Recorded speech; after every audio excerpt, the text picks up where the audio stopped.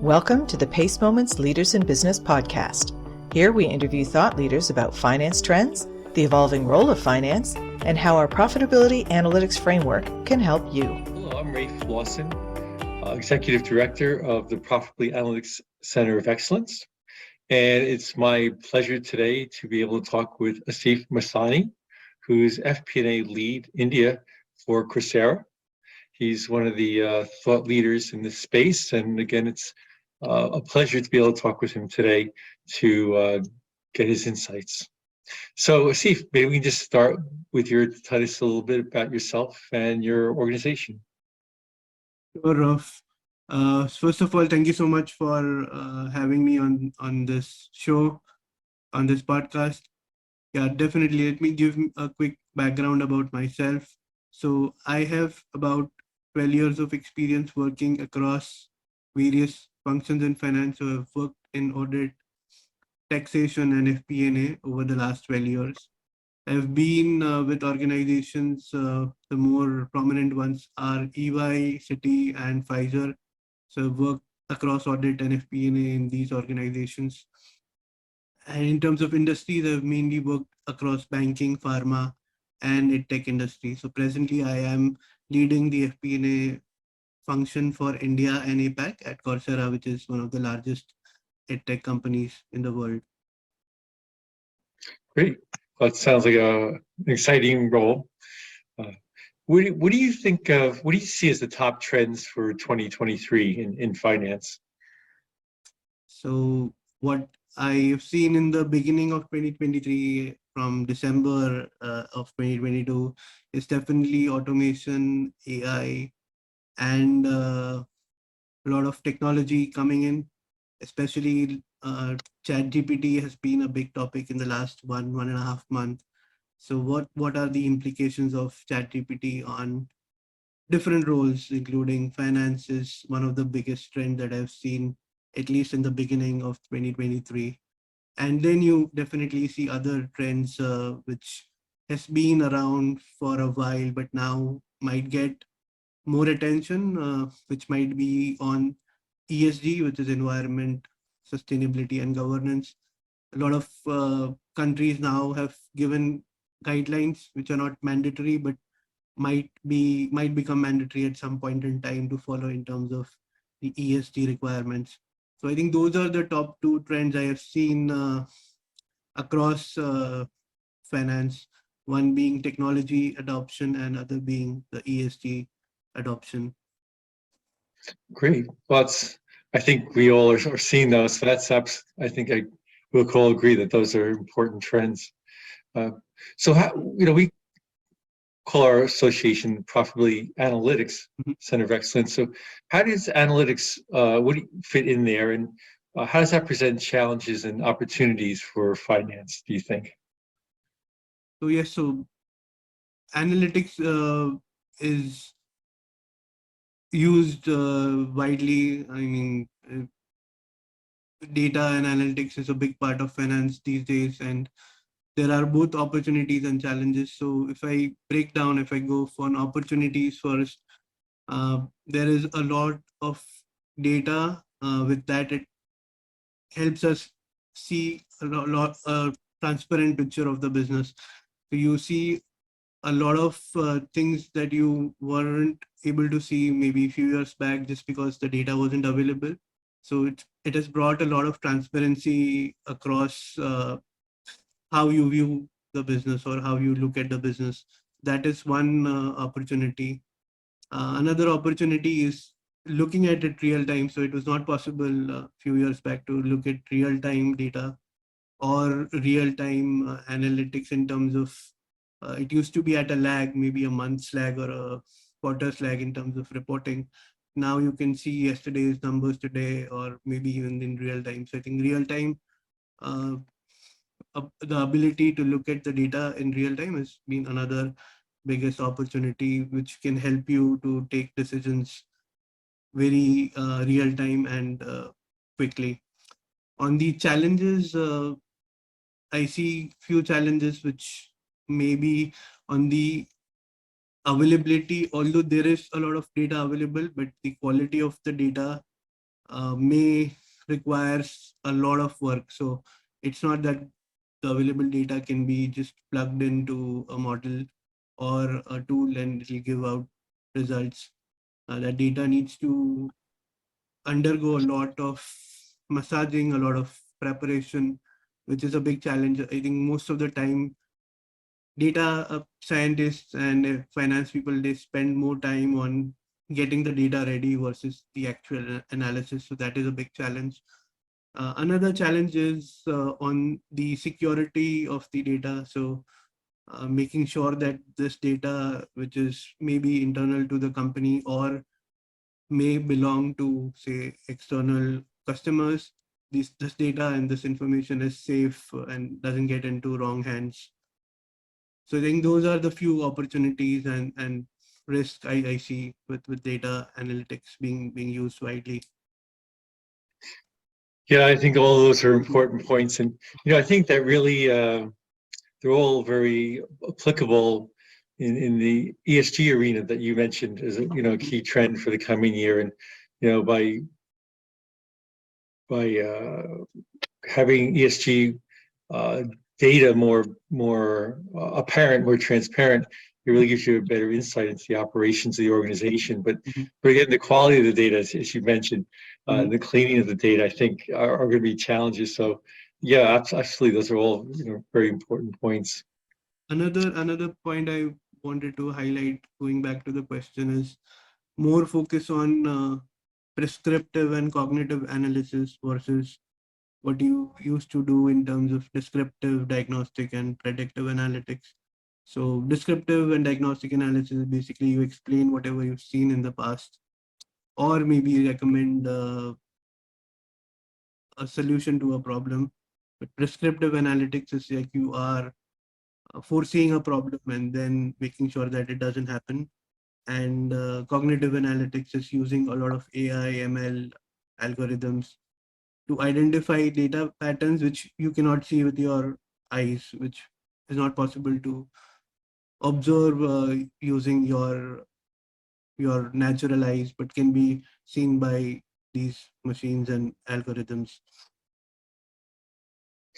Yeah, and that's a great point, because in finance traditionally we've used backward-looking analytics, and if we want to evolve to be business partners and add value and insights to our organization, we need to use these forward-looking analytical tools. So, which is exactly what you just said. So that's great. And at Pace, we have our Profitability Analytics Framework. And how do you see that fitting in with your work? So I see the framework. So it's starts with formulating a strategy and then validating it and then executing it. So very similar process we follow at our organization is, first of all, setting the strategy, making sure that we are operating in a place where there are more chances of us winning that segment or that geography wherever we are operating.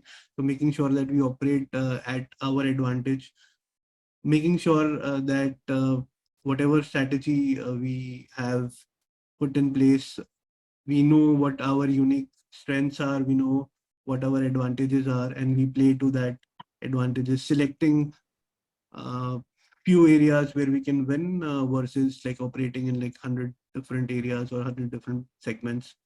So that is something which I can relate to the first step that you have in our PACE framework, which is formulating the strategy. Validating the strategy, what I can relate to my work is, after you formulate a strategy, it might take you some time to figure out what we call it as a product market fit. So, okay, you decided you have to operate in a market or operate in a business segment, but then you need to do a lot of experiments to figure out if that is the right area or that is the right product market fit for the products or services that you are offering. Once you identify that, then you can focus on execution. Maybe you tested 10 different products or business segments. Might be you will end up seeing a product market fit or that traction in maybe 2 or 3 products or markets, and then you can execute rigorously on those few products or business segments that you see that traction or market fit. Well, that was an amazingly good description of the PACE framework, I must say. And it's so important that finance professionals that want to become strategic business partners understand that they need to be engaged in strategy formulation, validation, and execution. And it sounds like it's exactly what you're helping do there. So kudos to you on that. So maybe we can talk a little bit more about your specific area of specialty, and how do you, which is FP&A, and how do you see FP&A evolving? Definitely. So my role at Coursera is working with a specific region. So I look at India and APAC as a region across the different business segments that it operates in. So it operates in uh, business segments including consumer, which is selling courses and certificates on the platform. Then you have enterprise, where we help other enterprises train their workforce. And then there is online degrees, which is an emerging uh, business line where we tie up or partner with leading universities across the world to bring affordable and accessible education across the globe. So those are the few areas in terms of the businesses where we operate in. In terms of my role, where it comes is making sure that making sure that the region or our segment is aligned in terms of whatever we need in terms of resources, whatever we need in terms of execution of our strategy, making sure that everything is resourced properly, making sure everybody is aligned in terms of what revenue targets they need to achieve, what budgets they have in terms of achieving those revenue targets, and then making sure that there is regular, repeatable process where we review that on a monthly and a quarterly basis so that everyone is on track. If there's something which is not on track, then we can take immediate action or immediate intervention to make sure that we get back on course as soon as possible. So that's a brief about my role. What I've seen as future uh, trends, or I guess you asked about how is FP&A evolving. So a few things I see in terms of evaluation of FP&A. So I've seen more cross-functional collaboration in the past maybe few years, versus finance used to operate independently in silos, not interacting a lot with other departments. But that has changed over the last few years. It's not possible for finance to act as alone or independently without interacting with business a lot. So that is something I've seen in terms of cross-functional approach. So a lot more participation in cross-functional projects with other teams. So that involves solving bigger problems for the company. That is one. You mentioned already the focus on strategic planning. So that is another evolving trend in FP&A. A lot of FP&A folks participate in formulating the strategy. Maybe they do not uh, lead the strategy formulation process, but they are actively involved in terms of providing inputs to the strategy planning process. And we also talked about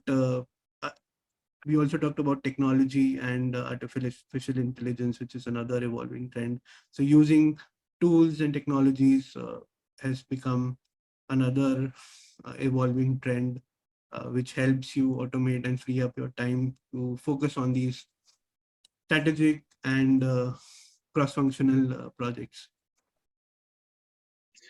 Well, that's good to hear, because those are all the buckets that the Profitability Analytics Framework checks off. because where it's based on the idea that it should be causal modeling of an organization based on its operations. So you need to have that cross-functional collaboration and understanding. And I think that's so key to then to have an accurate financial modeling, like you talked about. And again, we talked about strategy, engagement with strategy, strategic management of an organization. And obviously, the CFO organization is not going to be the sole driver of that, but they can be a key partner in devising and validating and implementing the strategy. So that's great to hear. So I have a last question for you, and I see you've written a book on FP&A, and I was wondering if you could tell us a little bit about that. Sure. Thank you for asking about it. So this book, the name of the book is all about FP&A, and it is targeted towards freshers in finance. So the target audience is primarily people who are new in finance, graduating in finance, and looking for various career options. And FP&A can be an exciting career option for these folks. So if somebody is new to finance and wants to explore a career option and wants to look at FP&A, then this book is for them. Another folks which usually would refer to my books are people who've just started in FP&A and they need some guidance or handholding to go through their initial few days or months. So this could be a good starting point for people who've just started out in FP&A. And I did not intend to, but a lot of people who are in accounting, taxation, and are looking to switch careers into FP&A, they have also started referring to the book, which was not actually intended for. So yeah, these are the people who usually refer to my book, and it fills up a gap in terms of if somebody is new to FP&A, wants to learn about FP&A, there are many books available on the topics of budgeting, forecasting, storytelling, data analytics, and finance business partnering. But I don't want to refer 5 different books or 10 different books on FP&A when I'm just getting started. I don't even know if I'm made for this profile. So this book bridges that gap, which is just one book which provides an introduction to all of these topics, so that if the person is interested, they can buy the other books which are more detailed on the subject of budgeting or more detailed on the subject of business partnering.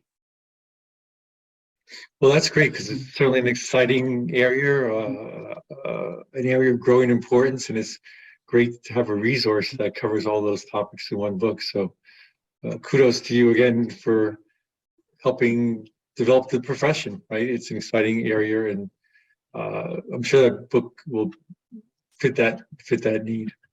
Thank you so much.